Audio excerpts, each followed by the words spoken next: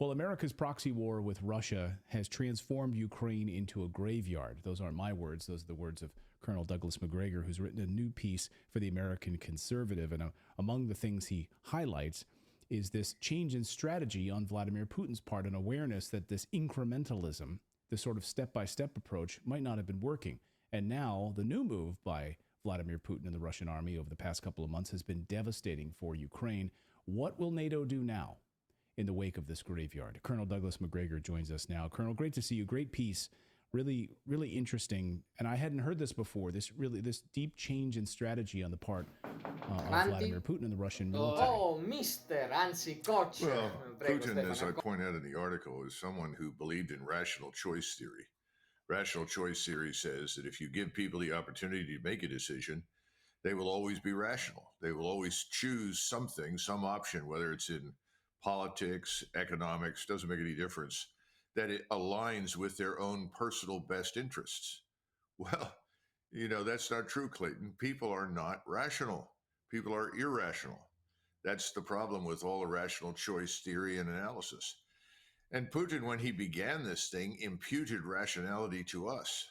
When he first entered Ukraine, he was absolutely convinced that after 15, 16 years of telling us repeatedly, don't move NATO's boundary closer to Russia, don't militarize our neighbors against us, we won't tolerate hostile nations on our borders, and especially we will not tolerate a Ukraine that is hostile to Russia and a base of operations against us. He said, well, if I move into Ukraine with, at the time he had about 200,000 troops, and he initially went in with 90,000 on a very broad front. And he gave explicit orders, avoid collateral damage, don't harm civilians, give the Ukrainians a chance to surrender, et cetera, et cetera, et cetera.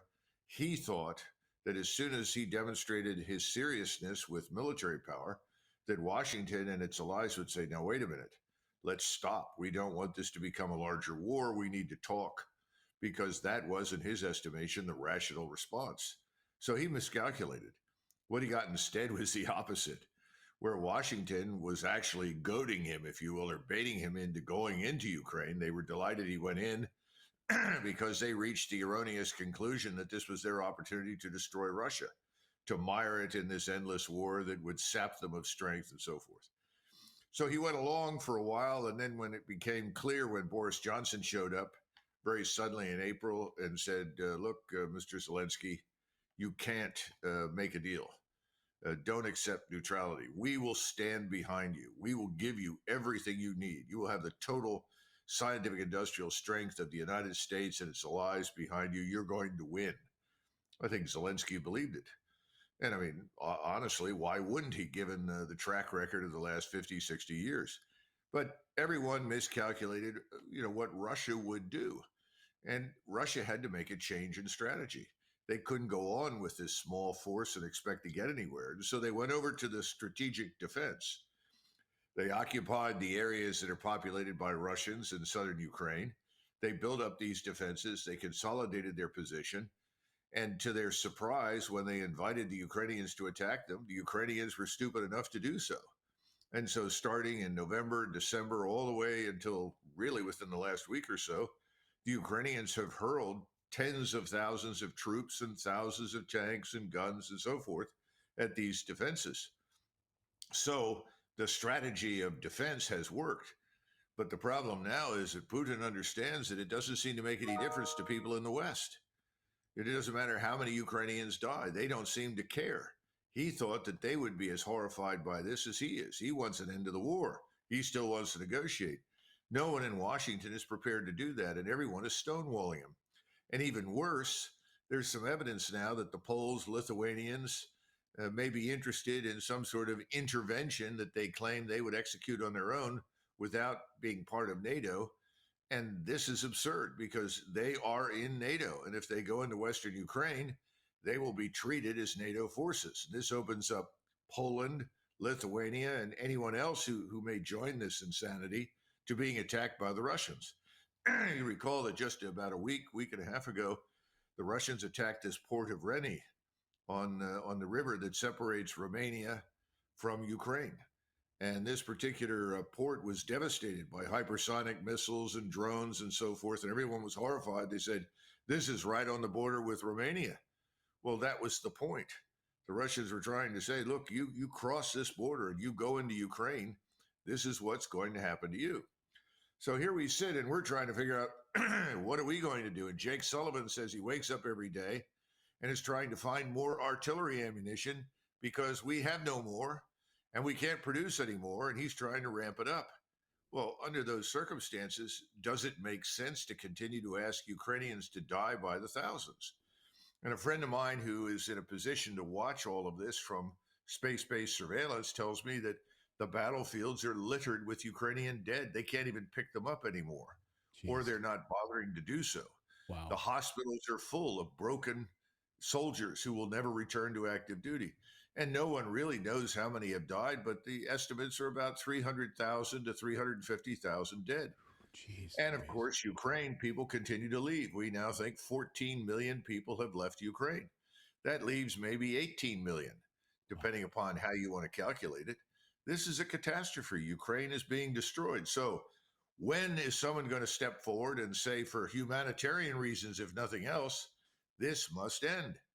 And that's why I said, if you don't do this, the Russians are finally going to say, well, that's it. The only way we're going to convince these people that it's over is if we march down the main streets of Kiev. We go all the way to the river and cross the river. And of course, anyone with any sense at all in NATO would say that's the last thing we want. We set out to prevent the Russians from moving west. We thought Ukraine was going to be a bulwark against Russia. Now we've created a monster. No one wants to go there. No one wants to admit that this was a very flawed policy from the beginning. You write in your piece, make peace, you fools. And it's the opposite of what Jake Sullivan dreams of when he wakes up in the morning. How can we send more munitions into Ukraine? How can we send in more weapons, more armored vehicles, more F-16s, more things that we don't even have at home? How could we ship more of it there? And well, when you have large numbers of Ukrainians deserting, I mean, they're not stupid. Ukrainian soldiers see the losses. They can't make any headway against these defenses. They're not trained for it or equipped for it. So many of them are just giving up. Some are trying to get home, and they're trying to avoid being shot by the secret police behind the lines. Others have decided, well, we're going to surrender. And the Russians have always treated Ukrainian soldiers very well, in contrast to the way Ukrainians have treated Russian soldiers. So this is a disaster. We should see the facts, make the right choice. But this statement, make peace, you fools, was actually lifted from a German general in 1944 after the landings at Normandy in the summer. And this four-star German general was asked by Hitler and others, well, what are we going to do? What are we going to do? What are we going to do? He said, make peace, you fools. That's the answer. He was correct. That's what should happen now. But even worse, if you look at the broader world condition, Russia has always had the ability, thanks to its alliance with China and its friends all over the world, and they have huge numbers of friends right now. There are lots of people cheering on Russia. We're in the minority in terms of support. They can escalate horizontally. So in Africa, for instance, in Niger and other countries in what we call Afrique du Nord, French Northwest Africa, these states are effectively throwing the French out.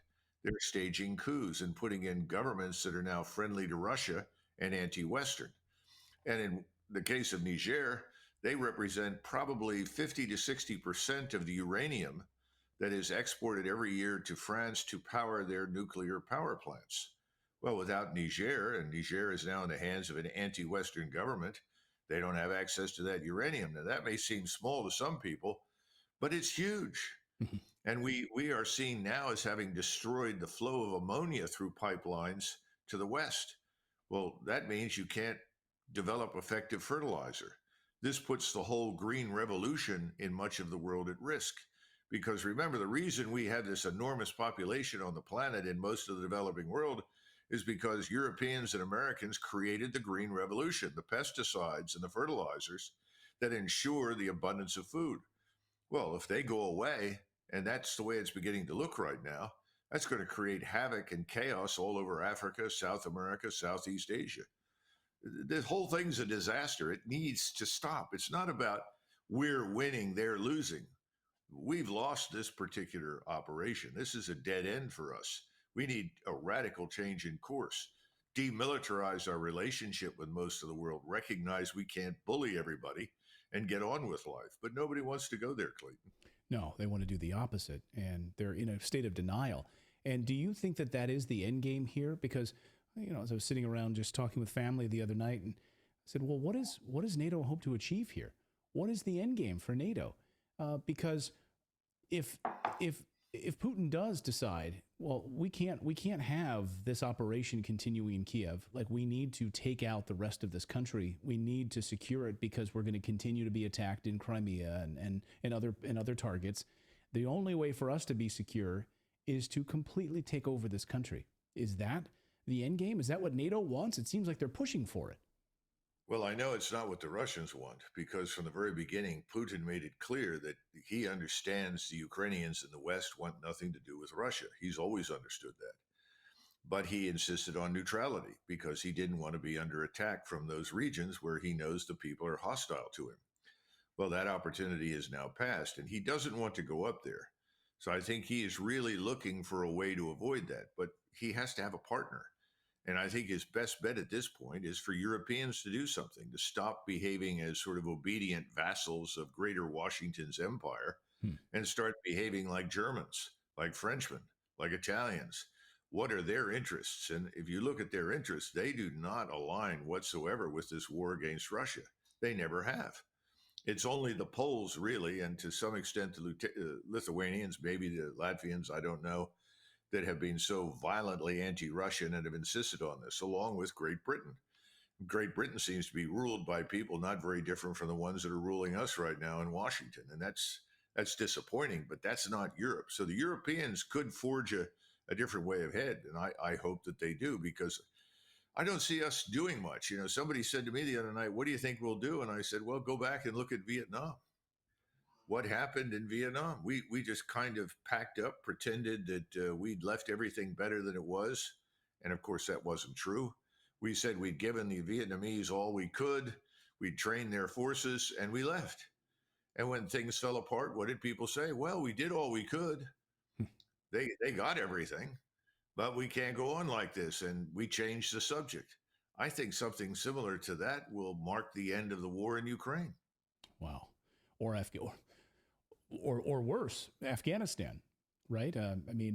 After this could drag on for another 15 years. And that's the really scary.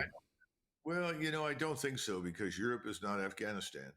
And I think the Europeans won't tolerate that. They know that could lead to a regional war. That's the whole point. That if you let these Poles and Lithuanians stagger into Western Ukraine, you're essentially setting us up for a regional war. What's to stop the Russians then from saying, fine, we'll hit all the airports, all the airfields, all the storage locations, all the forces in Poland, in Lithuania? I mean, what's to stop them? They can hit them now. That was the point of striking Rennie right there on the border with Romania. So I don't think so. I think the Europeans at that stage, I'd be very surprised if somebody just didn't stand up and say enough's enough. So I don't think the Afghan scenario is plausible. And I think anybody in the European governments, like this man Stoltenberg or Schultz or the rest of them, they'll be out on their ear. No one will want them. Let's hope you're right. Let's hope you're right. I've seen some of these, United Kingdom politicians over the past few weeks saying, well, we could definitely go on for another 4 years, another 5 years. Clayton, remember the problem with Great Britain is it's not very different from us. The British have this thing called the Channel between them and Europe, and they've always felt as though they could act with impunity. Yeah. I think they're mistaken. I mean, the Russians could visit them too. They don't think so, but it could happen. And I think the British take the wrong view. Charles de Gaulle said, the problem with NATO is that Americans don't live in Europe and Great Britain is an island. Oh. He was right. Yeah, you're right about that. Well, let's see if there's any strong leadership in Europe, and we'll make a change on this. Colonel, great piece. I encourage all of our readers to check it out. I'll have it linked up in the show description. As always, Colonel Douglas MacGregor, great to see you. Thank you so much. Sure. Thank you, Clayton. All right. Well, we thank him for his analysis. Always, he's batting 1,000 since he started coming on Redacted, I got to say. A lot of people, I'm just curious what your thoughts are. When I made when I just saying to him the Afghanistan analogy, what I'm saying is the length of this thing, and as someone in our chat, Goal on Heights in our chat just said that we just removed 300,000 15 millimeter shells, I think, or 100, I forget exactly what he said. Huge stores of ammunition from Israel to repurpose into I said Afghanistan, but into Ukraine. And how long they want to drag this on. I mean, how many more years do you want to drag this on? I think they do absolutely have an appetite to drag this on for a long time. And what scares me about that is that we've lived through it, right? And we know what it takes to sort of go to sleep about wars that are going on in our country and just sort of feel like, yeah, people are fighting over there and that's, how it is. And sort of you're able to tune it out. That was the purpose of the piece we did before this, is just how much we should not be able to tune out these wars that just wage, under our tax dollars. Yeah. Let us know your thoughts on that in the comments below. Hey, if you guys subscribe to the channel, you can subscribe and also smash that like button. We'd really appreciate it. There's over close to 30,000 of you watching on Rumble and YouTube tonight, so good to see all 30,000 of you guys. Smash the like button and subscribe. Your name will pop up here on the big screen. Thank you guys so much, and it really helps us push us further out into the algorithm because YouTube specifically loves to suppress our show because they don't like the truth, I guess. We cover the truth on this show, and it's not in fashion these days. So please smash that like button and push us up out further to people who need to see this. But we've got more news to get to on this Thursday. Tucker Carlson exposes the Biden crime family in a really fascinating interview. We're going to go through the intricacies of that in mere moments. Plus, Patrick Lancaster just filed a report from the front lines in Donetsk, which is really like the hottest zone right now, one of the most dangerous spots, the flashpoint in this war. Wait until you see this report. It's really, really jaw-dropping. We will do that. Plus, Jeffrey Brodsky is going to be here. He's the only independent journalist to go to all 4 of the explosion sites of the Nord Stream pipeline bombing. And he uncovered soil samples and took them to labs to be analyzed. What were the results? We'll tell you coming up. Thank you so much for watching this segment here at Redacted. We are live every day at 4 p.m. Eastern Time, trying to share the stories that the mainstream media will not cover. You should also come over and join our community of Redacted Rebels over at redacted.inc. That's our private locals community where we can share exclusive content that we simply cannot share here on YouTube. Come over and join the rebellion together right now by going to redacted.inc.